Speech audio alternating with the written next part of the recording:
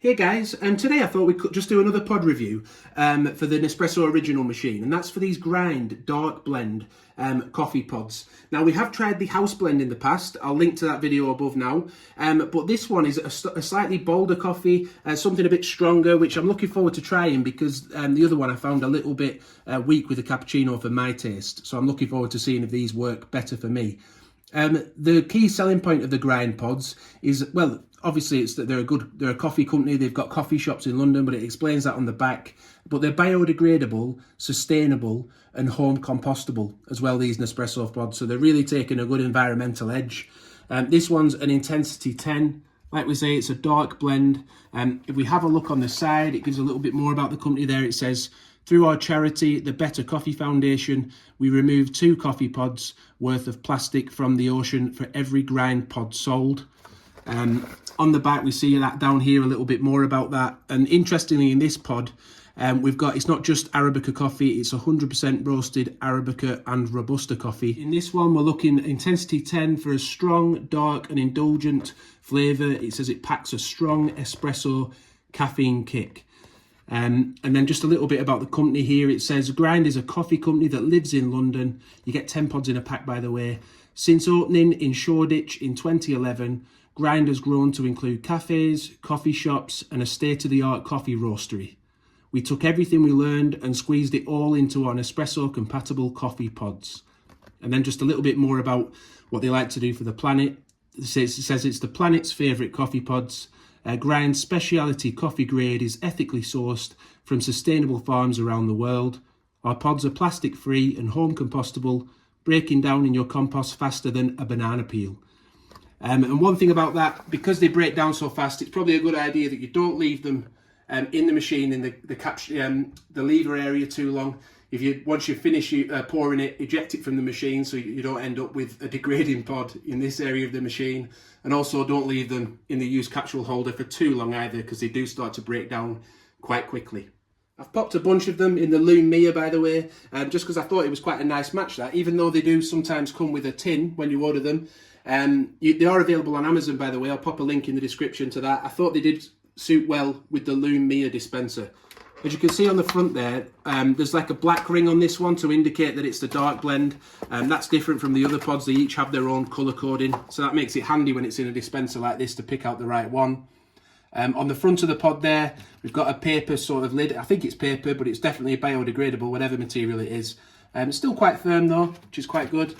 And the pod itself, like we say, compostable, plastic free, not aluminium. So we'll try it now as an espresso. Don't forget, we're looking for a strong, dark and indulgent flavour with a caffeine kick. We'll pop that in the machine. See how it shuts. Yeah, not too bad, that shut well. Press the espresso button and away we go.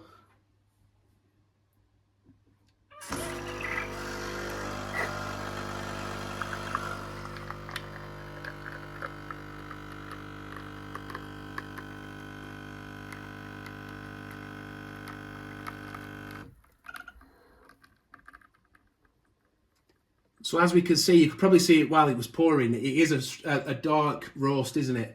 I can smell that it's a dark roast. The aroma that's coming from it is very strong. Interestingly though, I did read yesterday that the longer they roast the coffee for, some of the caffeine comes out and there's not as caffeine intense, but then actually they've included Robusta, haven't they? So that's where you'll be getting your caffeine content, because as soon as you include Robusta, the caffeine goes up.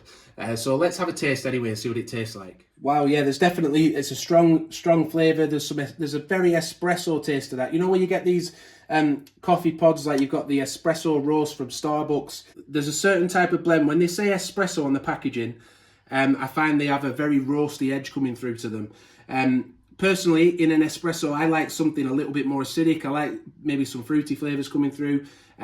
So for me as an espresso, that one's probably actually a little bit strong, even for me, and I like it strong. But I do feel that it might come through more in a latte and a cappuccino than some other pods do. What we were looking for again, we were looking for strong, dark, indulgent. It doesn't give any flavour notes. Let me just have one more quick taste. Yeah, I would just say you can just taste it. It's a very roasty, dark roasted coffee. Too roasty for me as an espresso, I think. I think it says here though, it can be tried as an espresso and a cappuccino, isn't it? So we'll see what it tastes like with milk. So I do always pour it, don't I, with 2 shots of espresso when I make a cappuccino or a latte. So we're going to go with cappuccino today. And then we'll just have a look on top. Look, we've got cappuccino. Set that going. Make sure the milk jug's positioned correctly. We've got a review of this machine on the channel, by the way, the Creatista Pro machine. Wow, you can see the dark. Look at that dark, rich blend coming through.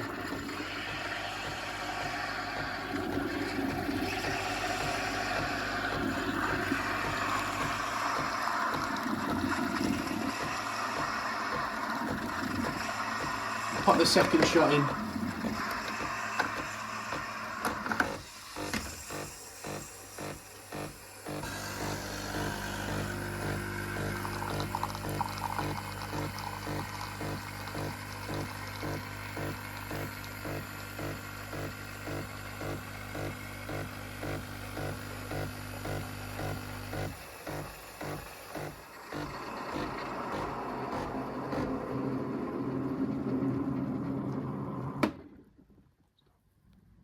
So we can see, can't we? We've put a fair bit of milk in there, really.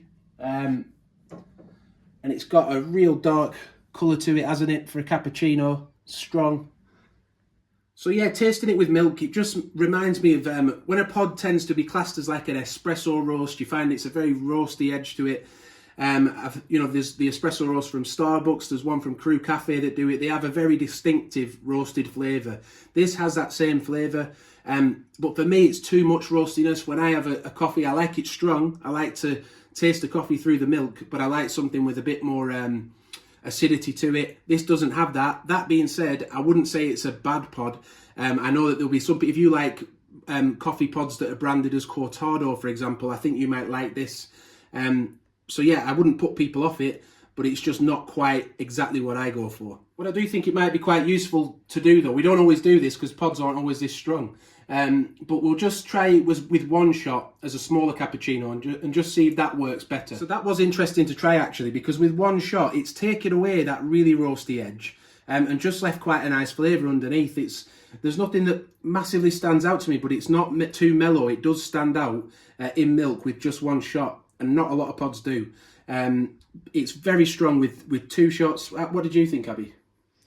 Yeah, usually I have to have 2 shots for my cappuccino to be able to enjoy it. But with this dark roast, I would really be able to enjoy just 1 shot. I could still taste the nice coffee flavour. Yeah, really nice. Yeah, so if you don't mind a slightly smaller cappuccino, it could save you some money if like us, you tend to use 2 pods. So please do give the video a like if it's helped you out. What's the final conclusion? Well, the espresso, it was very, very strong. Probably too strong for us as an espresso, very roasty. But then it does say that on the pack that it's going to be, it's a dark blend, isn't it? So it's supposed to be roasty, it's supposed to be strong.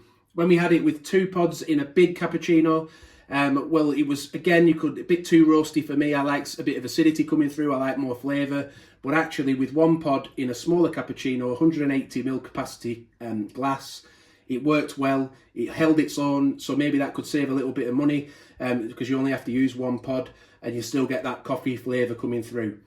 So do check out our other grind review of the house blend pod that we've got on the channel. Please do give the video a like, thanks for watching, hit the notification bell and subscribe, and bye for now.